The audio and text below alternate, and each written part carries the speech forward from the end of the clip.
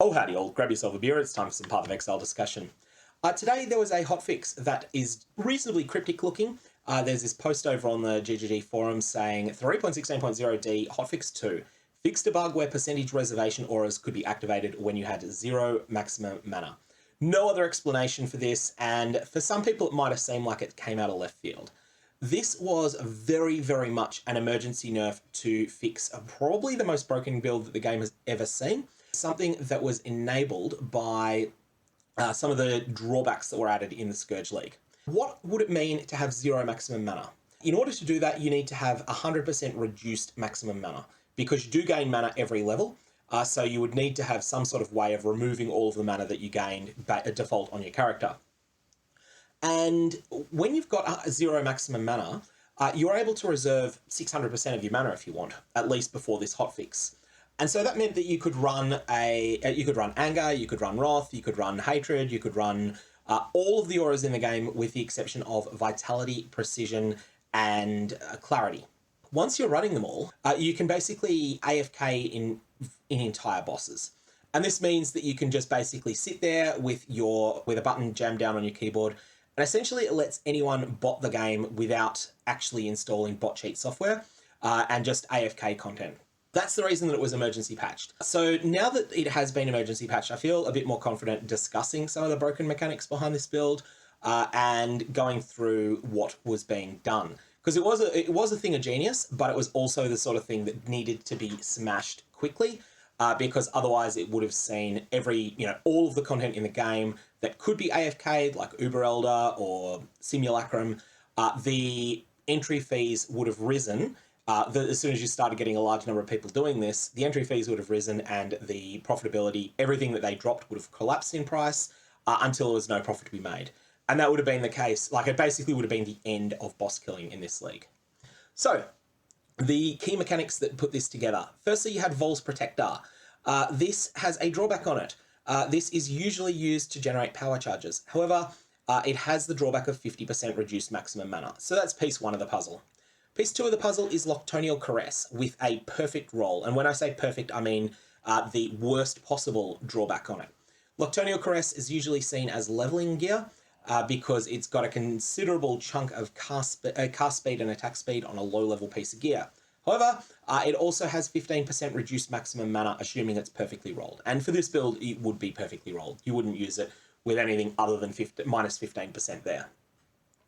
So, that's 65%. That was already available in the game, but what was added in Scourge was a particular Blood Crucible drawback.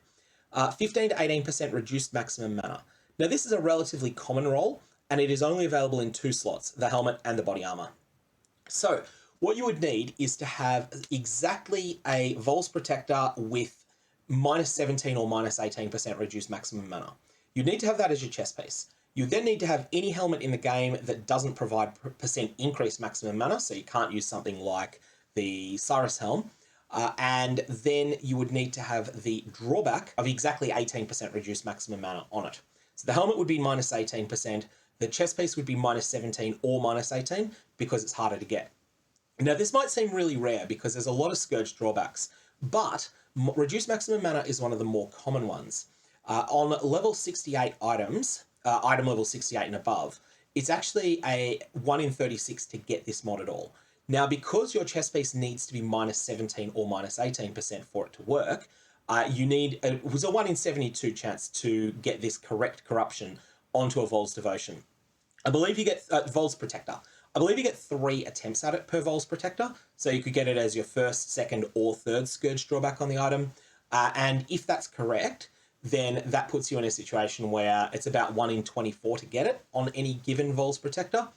And so, you're looking at getting a fairly uncommon unique, a unique that's the same rarity as Cold Iron Point. You got a 1 in 24 chance of being able to turn that into this monster. But that's something that could be done a lot across the whole league. This is not a sort of one-of-a-kind setup where only one person in an entire league can pull it off. This is the sort of thing that could be done by hundreds of players. And once it's being done by hundreds of players, and those players are able to play 10 times as long because they don't actually need to be at their computer, they can be AFK while they're acquiring loot, this is the sort of thing that would have completely ruin bossing for everyone else. So I'm glad GGG fixed it, but I thought I'd go through the mechanics because they were just so interesting. So the effects, once you've got all the auras in the game, you've got the newly buffed Determination and the newly buffed Grace with a fair bit of aura effect. So this will roughly triple your armor on your character and your evasion rating. These can then be used as is, or can be used in conjunction with Iron Reflexes to instead get something like 8 to 9 times the amount of armor that you've got on your character without these auras on. And that puts you in a position where enemies just can't really hurt you very much, except through things that aren't physical damage hits. So you could still die to damage over time effects. You could die to chaos damage. It's harder to solve chaos damage on the build than anything else. But you could then gear for chaos resistance in the rest of your inventory slots. Use Nebulous to provide a lot of damage because a Nebulous with 90% to all resists is insane. You would then use Purity Auras to get those 90% resists. Not Purity of Elements, the one that people use nowadays, but the older Purity Elements, the older Purity Auras like Purity of Ice and the like.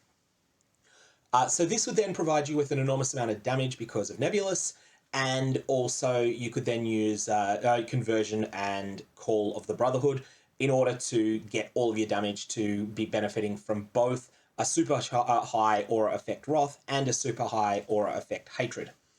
So fundamentally, it was the sort of thing that was going to break a lot in the game because the game is just not balanced around you being able to have 15 different auras on you at once. But it was simultaneously a cool mechanic and also something that needed to go. That's all I got though on this. If you've got comments or questions, definitely fire away below. Otherwise, may your Varlobs have interesting results, and may you come up with a build so cool as this that it requires an emergency hotfix.